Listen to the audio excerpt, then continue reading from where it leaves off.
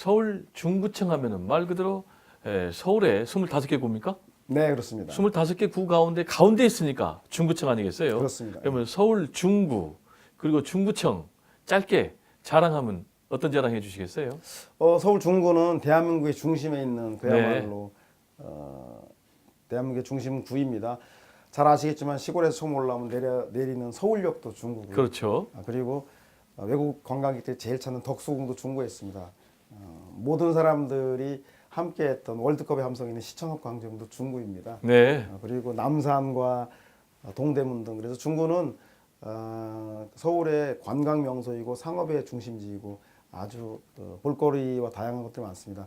그러다 보니까 다른 대도시의 중구처럼 대전 중구, 부산 중구, 대구 중구가 비슷한데 부도심으로 새로운 도심들은 강남이다, 부산은 해운대다, 대구는 수성이다 이렇게 수성구다라고 생겨서 부도심들이 쇠락해서 제조 밀집 지역, 낙후되어 있는 주택 그리고 고연령층의 증가 이런 동일한 문제를 좀 안고 있는 어두운 측면도 있습니다. 그래서 중국가 갖고 있는 도시의 경쟁력 때문에 그로 인해서 거주하는 그 중국 구민들이 피해보고 있었던 것들이 많은데 그 문제들을 중국의 도시 경쟁력을 살려나가면서 함께 시너지를 통해서 주거 여건도 살만한 그런 중구로 만들기 위해서 노력하고 있기 때문에 저는 그런 도시 경쟁력과 주거 지역에서의 삶의 질이 높아진다면 상승작용해서 중구가 실질 명실상부하게 낙후되어 있는 강북의 상징이 아니라 새롭게 각광받는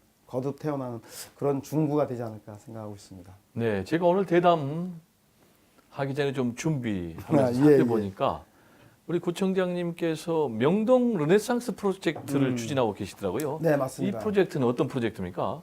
명동 르네상스 한마디로 명동 부활 이런 건데요.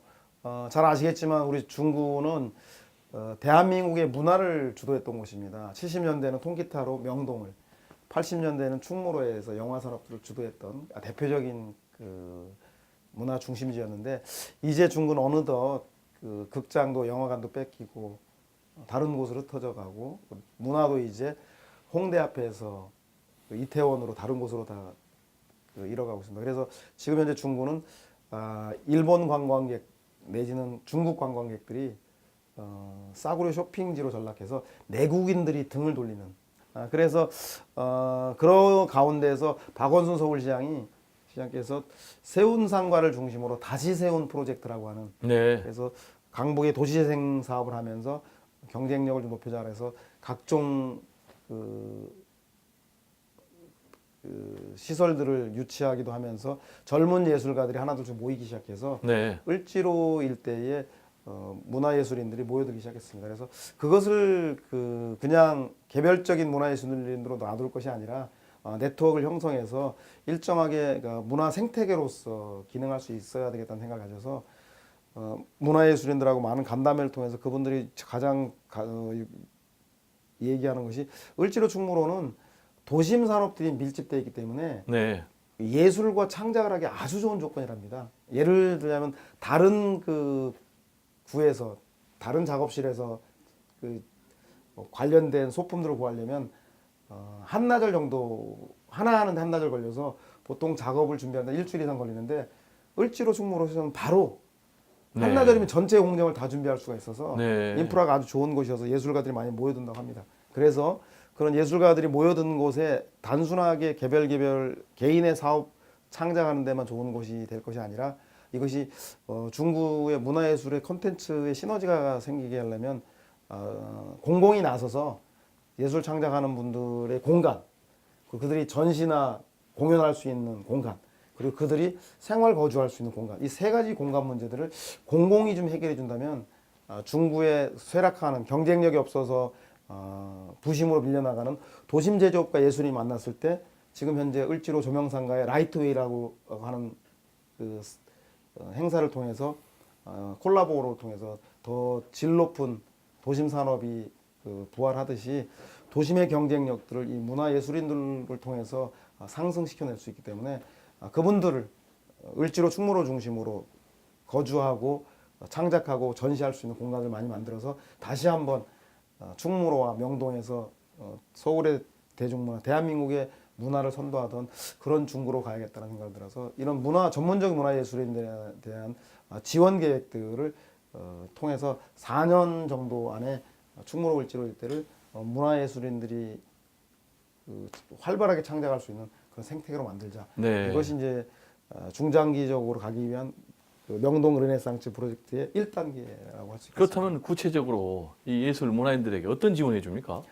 지금 저희가 이제 하고 있는 것들 중에서 하나가 이제 공간에 대한 문제인데요. 을지로 충무로 일대의 공실들이 예전에 좀 많았는데 최근에 개발이 되면서 개발 지역에서 밀려난 분들이 공실 있는 쪽으로 많이 와서 네. 사무실 공간의 공실은 좀 별로 없습니다. 그러나 공공시설물들 중에서 공공주차장이라든가 네. 이런 도심의 공간들이 있고 그리고 그 공공시설 부지 내에 비어있는 공간들을 적극적으로 활용해서 네. 지금 현재 LH공사에서 그 을지로 일대에 공지들을 매입해 둔 네. 건데 그 매입된 공지들을 그대로 개발할 때까지 수년간 방치할 것이 아니라 거기를 적극적으로 문화예술인들이 5년이든 10년이든 기간을 정해서 사용할 수 있는 공간으로 만들어낸다던가 그리고 우리 중구의 숙박시설들이 대단히 많습니다.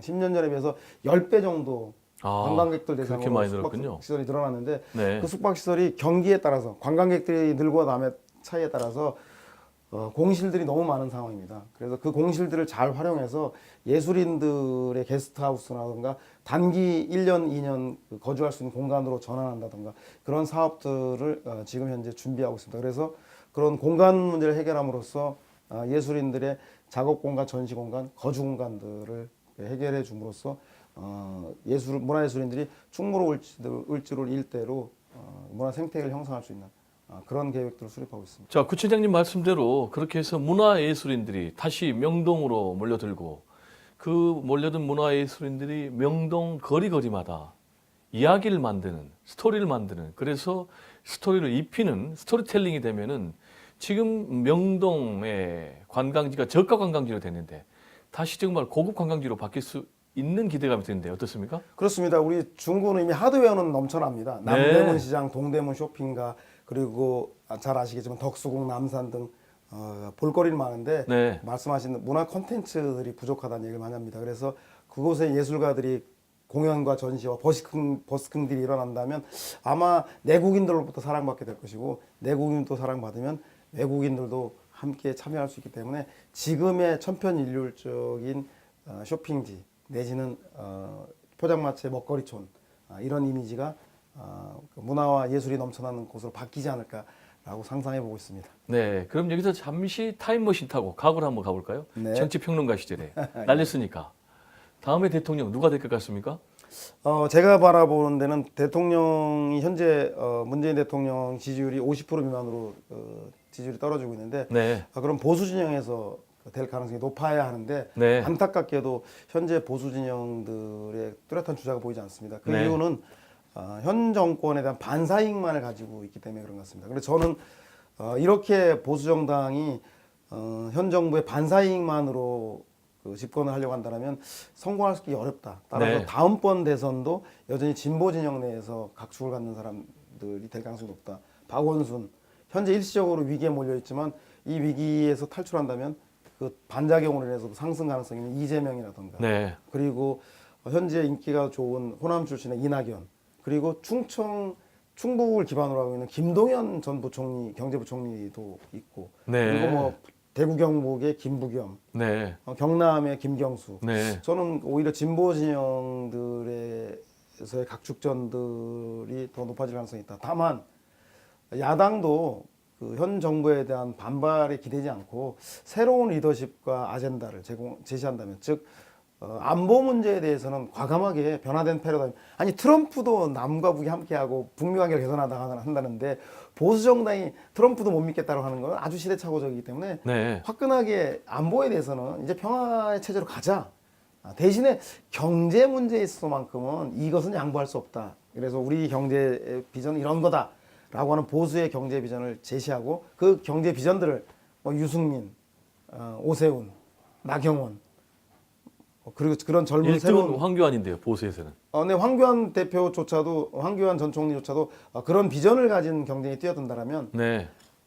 현 여권에 대한 반사이익으로서 지지율이 떨어진 것에 대해서 비판하는 걸로 반사이익이 아니라 네. 새로운 그 민생 경제에 대한 비전을 통해서 문재인 대통령과 민주당의 지지율이 현재 하향 곡선을 걷고 있지만 민주당을 지지하는 사람들 사이에 항상 하는 얘기가 있습니다. 민주당 문재인 대통령의 지지율이 좀 떨어지더라도 우리에겐 홍준표, 김성태가 있지 않냐.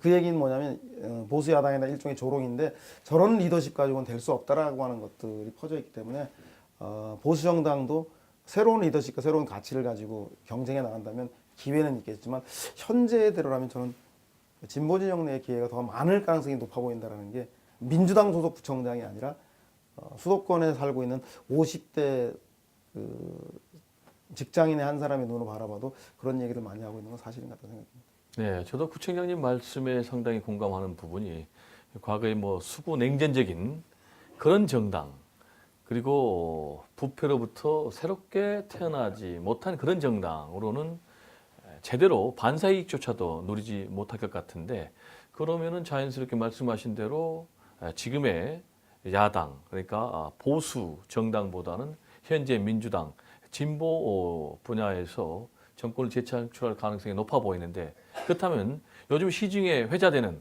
안, 이, 박, 김 이른바 이건 루머입니까?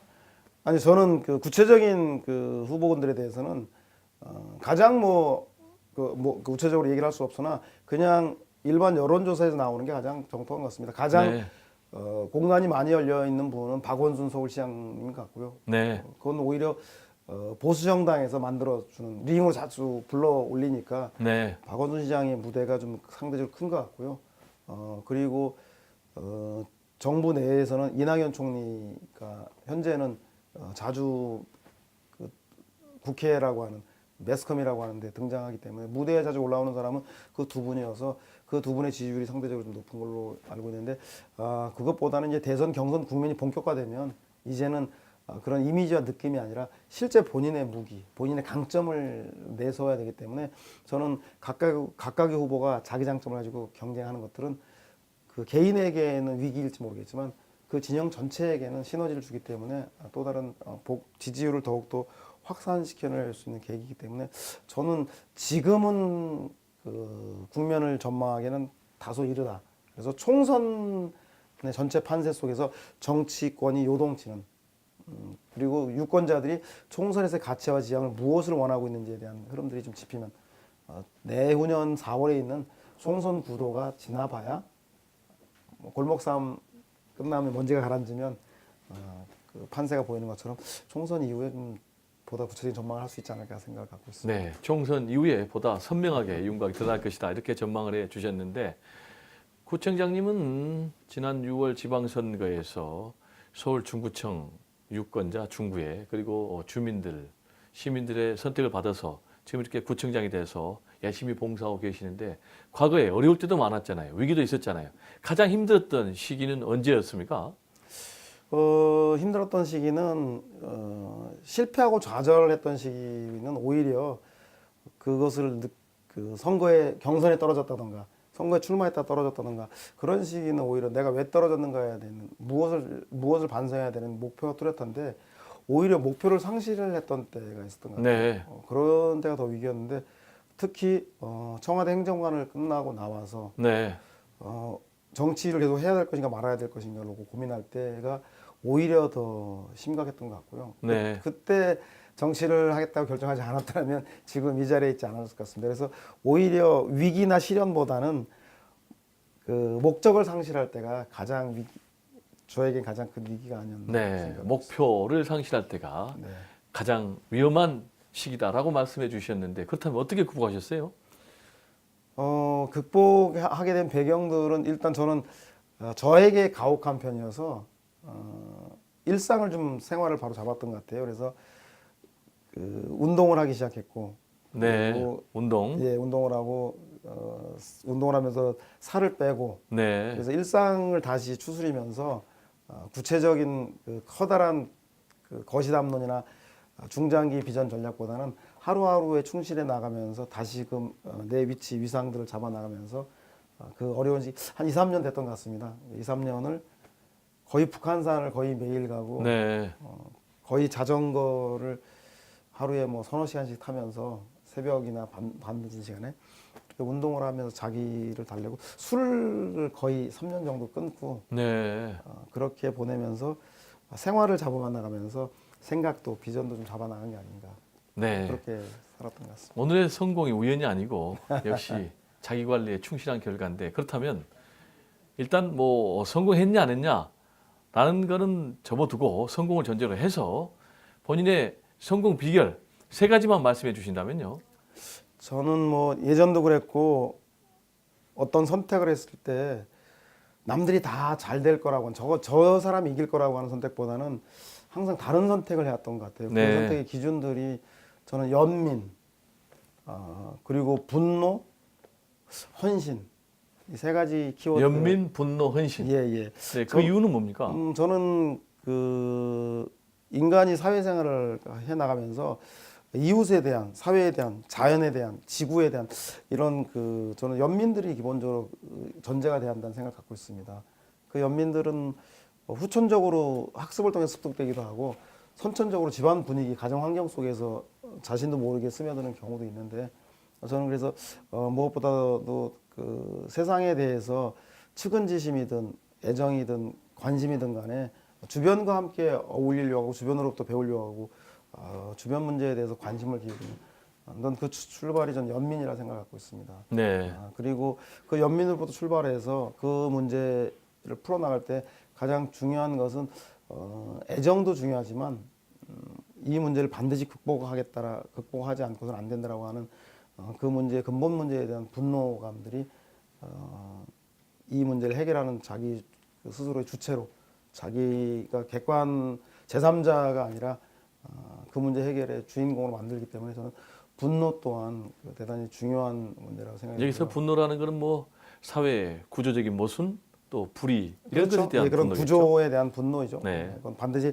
해결해야지만 내가 연민을 가지고 있는 사람들이 편안해질 것이다. 네. 라고 하는 그런 분노였던 것 같고요. 근데 그런 분노의 그 자세와 태도, 감정도 중요한데 결국은 그 문제를 해결하기 위한 헌신이 있어야 한다 생각입니다.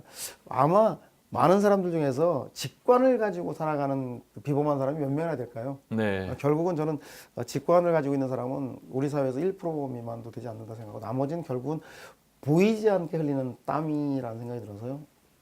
연민과 분노했으면 그것을 실행하기 위한 남모르는 헌신들이 있어야 한다.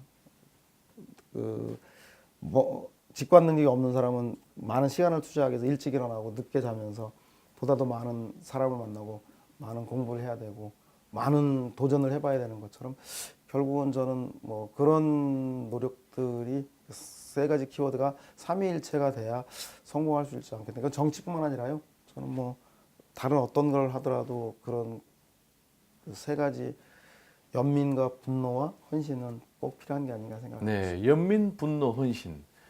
특히 선출직 지도자에게는 꼭 필요한 덕목 그렇습니다. 같은데. 특히 공공을 위해서 살겠다고 하는 분들에게는 저는 자기가 누구의 편에 설 것인가, 일자리를 많이 만드는 기업가의 편이 될 것인가, 아니면 일을 하는 사람들의 이익들이 돌아가는 일하는 사람들의 편에 설 것인가, 그 편을 쓰고 그 편에 선 사람들의 연민과 애정을 가지고 그 문제를 해결하기 위해서 헌신하고 그 사람들이 그 위치에 있음으로써 부당하게 고통받는 것에 대한 분노도 할 줄 알아야 되고 그래서 저는 정치인 선출직엔 특히 필요한 덕목이 아닌가 생각하고 있습니다. 네. 편이 있다면 양쪽 다 편 들면 안 됩니까? 저는 뭐 그 투표지가 주관식이 아닌 이유하고 비슷하다고 볼 수 있겠습니다. 투표지에는 그 1번 정당도 긍정적인 점이 있고 2번 정당도 문제점이 있지만 결국은 선택은 주관식이 아니라 객관식으로 선택해야 한다고 한다면 전 정치의 본령도 두 진영 중에서 하나를 선택하는데 문제는 이제 문제를 해결하는 과정 속에서는 절충도 하고 타협도 하고 제3의 대안도 만들어야 되겠지만 자기의 정체성에 대한 정답에 대해서 선택을 하는 것으로부터 선택이 되어야 타협점도 절충점도 나오기 때문에 저는 현재 갖고 있는 그 정치의 현실을 인정해 나간다면 그 자기가 딛고 서 있는 기반, 내가 누구의 경제적인 정치적인 이익을 대변할 것인가, 어떤 사람의 입장에 설 것인가는 대단히 중요한 문제가 생각이 들고 그것이 정당 정치의 기본이라 생각해요. 이런 정파와 이런 섹터가 싫으신 분들이 하는 게 이제 무소속 운동들인데 그 나름대로 의미는 있겠지만 저는 그래도 정당 정책을 같이 하는 사람들 속에서 정당 정치라는 것들이 개인의 힘이 아니라 집단 지성의 힘으로 사회 구조적인 문제를 해결하는 데 있어서 검증된 방식이기 때문에 보수 정당이든 진보 정당이든 정당의 틀들을 활용하고 있지 않나 생각이 갖고 있어서 선택을 해야 한다는 생각이 있습니다. 네, 마지막으로요. 네. 우리 구청장님이 꿈꾸는 세상은 어떤 세상입니까? 제가 꿈꾸는 세상은 저는 그렇게 생각합니다. 저희 중구에 충무 아트 센터라고 있습니다. 뮤지컬 전용 극장이고요. 한 편에 10만 원 정도 하고 그리고 그 극장 홀에 했을 때는 여기는 왜 신당동에 미싱하고 봉제하는 사람들이 사무실이 있으면 안 될까? 그 공장이 있으면 안 될까라는 생각을 가지고 있습니다. 그래서 저는 그 사회적 약자와 그리고 소외 계층들이 부를 가지고 있는 사람들과 함께 공존해 나갈 수 있는 곳. 그것은 다른 것이 아니라 지역이라고 하는 로컬이라고 하는 공간 내에서 서로의 존재를 인정해 나가는 것이라고 할 텐데요. 저는 그래서 충무 아트홀 같은 고급스러운 예술 시설에 DDP와 같은 수천억의 예산이 투입된 공간에 전 노숙자가 와서 머리를 감고 공공시설에 나가고 그리고 우리 신당동 지하 단칸방에서 미싱을 하는 분들이 그 노동 근로하는 작업복을 입고도 들어와서 영화 한 편과 뮤지컬 한 편을 볼 수 있는 뭐 그런 것이 되는 것들이 진보 정당이 구청장이 되든 보수 정당이 구청장이 되든 그런 공존의 가치를 서로를 인정하는 뭐 그런 사회를 만드는 것이 제 이상인데요. 그것이 이루어질 수 있을지는 4년 동안 열심히 한번 뛰어보겠습니다. 네, 공존의 가치가 꼭 구현이 되는 그런 사회가 됐으면 좋겠고요. 배종호의 파워피플, 오늘은 백패스를 메고 출근하는 구청장 서양호 서울 중구청장님을 모시고 서울 중구청의 비전과 그의 성공 스토리 그리고 그가 꿈꾸는 세상에 대해서 자세히 알아봤습니다. 지금까지 함께해 주신 시청자 여러분께 진심으로 감사의 말씀을 드립니다.